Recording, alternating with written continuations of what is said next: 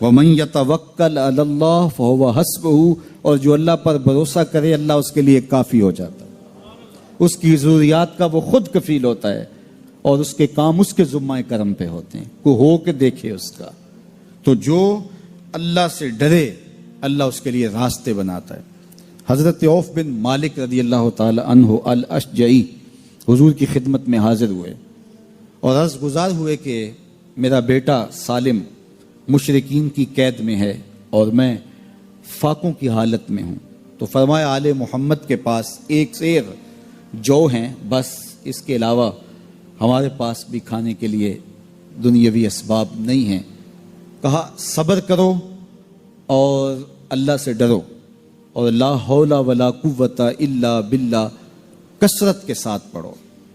یہ ایسا وظیفہ ہے، ایک حدیث پاک میں آتا ہے کہ یہ 99 بیماریوں کا علاج ہے، اس میں سب سے کم درجے کی بیماری ہم اور غم ہے۔ یہ دکھوں کا مداوع ہے، مشکلات کا علاج ہے، اور یہ وظیفہ میرے حضور نے بتایا۔ حضرت ابو ذر غفاری رضی اللہ تعالیٰ عنہ کو حضور نے 5 چیزیں بتائی تھی، ان میں سے 5ویں چیز یہ تھی کہ ابو ذر کثرت کے ساتھ لا حول ولا قوت الا باللہ پڑھا کرو۔ فرمایا عرش الہی کے نیچے ایک خاص خزانہ ہے، یہ وظیفہ وہاں سے آیا ہے۔ یہ زندگی میں معمول بنا لو، جب پھنس جاؤ، مشکلات میں آ جاؤ تو لا حول ولا قوت الا باللہ پڑھو، اللہ راستے کھولے گا۔ تو حضور نے 3 چیزیں فرمائی، اللہ سے ڈرو، صبر کرو، اور کثرت کے ساتھ لا حول ولا قوت الا باللہ پڑھو۔ وہ فرماتے ہیں کہ میں یہ عمل شروع کیا، ابھی گھر میں بیٹھا ہی تھا کہ دروازے پہ دستک ہوئی، تو میں اٹھا کہ دروازہ کھولوں دیکھوں کہ کون ہے۔ تو دروازہ کھولا، دیکھا میرا بیٹا کھڑا ہے اور اس کے پیچھے 100 اونٹ کھڑے ہیں۔ تو میں نے کہا کہ تم اور یہ اونٹ؟ کہا مجھے موقع لگ گیا، میں ان کی قید سے بھاگ آیا اور آتے آتے ان کے 100 اونٹ بھی ہانک لایا ہوں۔ وَيَرْزُقْهُ مِنْ حَيْثُ لَا يَحْتَسِبُ، وہ تمہیں وہاں سے رزق دے گا جہاں سے تمہیں گمان بھی نہیں۔ اس کے ہو کے تو دیکھو، اللہ اکبر، اللہ کے ہو جاؤ تو پھر وہ تمہاری ضرورتوں کا کفیل ہو جائے گا۔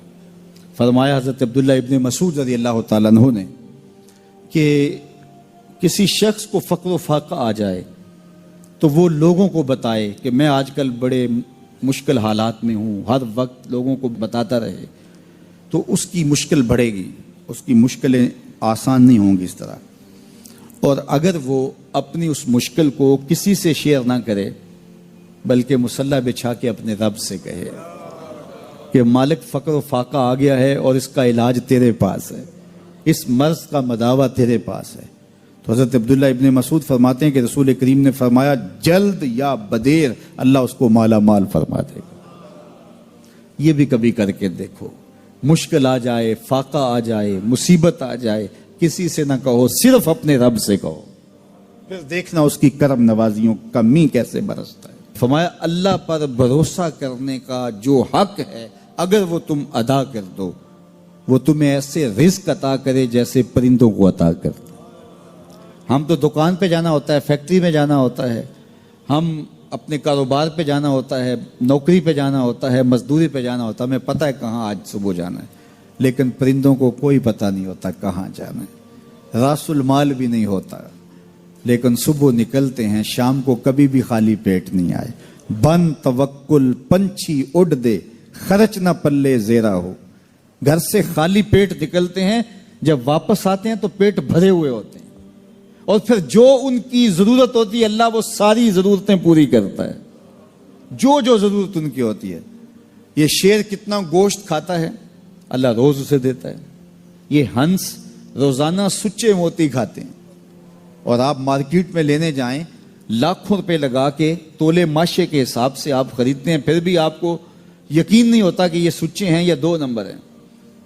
اور ہنس دنیا پہ کروڑوں جانور پائے جاتے ہیں، روز کھاتے ہیں، صبح بھی، شام بھی، دوپہر بھی، پیٹ بھر کے کھاتے ہیں، اللہ روز انہیں عطا کرتا ہے۔ کہا اس پہ بھروسہ تو کر کے دیکھو، وہ تمہاری ضرورتوں کا کفیل ہوگا۔ اس پہ بھروسہ کرو گے وہ تمہیں وہاں سے دے گا جہاں تجھے گمان بھی نہیں ہوگا۔ ارشاد فرمایا جو اللہ سے ڈرے اللہ اس کے لیے راستے کھول دیتا ہے، اور اللہ اس کو وہاں سے دیتا ہے جہاں سے اسے گمان بھی نہیں ہوتا۔ حضور نبی رحمت صلی اللہ علیہ وسلم نے ارشاد فرمایا 4 اشخاص ایسے ہیں جن کو جنت میں جانے سے کوئی چیز نہیں روک سکتی، اور فرمایا اگر لوگوں کے سست پڑ جانے کا اندیشہ نہ ہو تو اے عمر میں تجھ کو کہوں کہ یہ بات گلی اور بازاروں میں لوگوں کو بتا دو۔ اور پھر حضور نے ان 4 اشخاص کا تذکرہ کیا۔ ایک وہ شخص جو والدین کے ساتھ حسن سلوک کرتا ہے، دوسرا وہ شخص جس کی اولاد زیادہ ہے ذرائع آمدنی تھوڑے ہیں لیکن وہ اپنی اولاد کے پیٹ میں لقمہ حرام نہیں جانے دیتا۔ جب ذرائع آمدنی زیادہ ہوں اور پھر حرام سے بچنا یہ بھی بہت بڑی سعادت ہے، لیکن جب ذرائع آمدنی بھی تھوڑے ہوں اور اولاد بھی زیادہ ہو تو پھر حرام سے بچنا یہ بڑا مشکل اور آزمائش کا مرحلہ ہوتا ہے۔ تو جو اس موقع میں رزق حرام سے بچا، قیامت کے دن حضور کے فرمان کے مطابق جنت میں جانے سے اسے کوئی شے نہیں روک سکتا۔ اور ہم صحابہ کی زندگیاں دیکھتے ہیں، فجر کی نماز ہوتی ہے، ایک صحابی جلدی سے اٹھ کے چلے جاتے ہیں۔ ایک دن آقا کریم نے پوچھا کہ ابو درداء کیا بات ہے؟ تو حضرت ابو درداء نے عرض کی حضور آپ جانتے ہیں آج کل مدینے میں کھجوریں پکنے کا موسم ہے اور سحری کے وقت ٹھنڈی ہوائیں مدینے کی سرزمین کو سلام کرنے بھی آتی۔ میرے ہمسائے کے صحن میں ایک اونچا لمبا درخت ہے کھجور کا جس کا جھکاؤ میرے گھر کی سمت ہے، اور جب ہوا چلتی ہے تو اس سے کھجوریں ٹوٹ کے میرے ویڑے میں گر پڑتی ہیں۔ میں جلدی جلدی اس لیے چلا جاتا ہوں کہ بچوں کے اٹھنے سے قبل وہ کھجوریں اٹھا کے ان کے گھر میں پھینک دو، کہیں ایسا نہ ہو کہ میرا بچہ کوئی کھجور اٹھا کے اپنے منہ میں ڈال لے۔ یہ صحابہ کا مزاج۔ اور ہماری سڑک سے گنے کی ٹرالی گزر کر تو دیکھیں، ہم بچے کو شاباش دیتے ہیں کہ بڑا دلیر نکلا ہے۔ جس کو آج آپ حوصلہ افزائی کر رہے ہیں کل بڑا ہو کے ڈاکو بنے گا، کل بڑا ہو کے راہزن اور لٹیرا بنے گا۔ اولاد کی تربیت کے باب میں یہ بات ہے کہ اگر وہ گناہ کا ارتکاب بچپن میں بھی کرتے ہیں تو ان کی وہاں حوصلہ شکنی کی جائے تاکہ ان کے دل میں گناہ سے نفرت پیدا ہو جائے۔ تو حضرت ابو درداء نے عرض کی حضور میں اس لیے جلدی چلا جاتا ہوں کہ ہمسائے کے گھر سے جو کھجور کا درخت ہماری سمت جھکا ہوا ہے اس کی کھجوریں جو گرتی ہیں میں ان کو اٹھا کے ان کے صحن میں پھینک دوں تاکہ کہ میرا بچہ وہ کھجور اپنے اندر نہ لے لے۔ اور آپ جانتے ہیں کہ حضرت امام حسین رضی اللہ تعالیٰ عنہ مسجد نبوی میں آئے، صدقے کی کھجوروں کا ڈھیر لگا ہوا تھا، بچے تھے ایک کھجور اٹھا کے انہوں نے اپنے منہ میں ڈال لی۔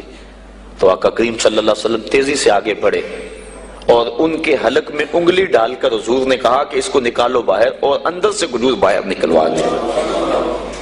میں اور آپ اپنے رزق پر اگر غور کر لیں اور اپنے رزق کی حلت کا سامان کر لیں تو عبادت کی لذت نصیب ہو جائے۔ تیسرا وہ شخص کہ جس نے ایسی سچی توبہ کی کہ دوبارہ گناہ کی طرف جانا اتنا مشکل ہے جس طرح تھن سے نکلا ہوا دودھ دوبارہ اندر نہیں جا سکتا۔ اور چوتھی وہ عورت جس نے اپنی ساری محبتیں اپنے خامد پہ نچھاور کر دی اور اس حال میں مری کہ اس کا خامد اس پہ راضی تھا، اس کو جنت میں جانے سے کوئی چیز نہیں روک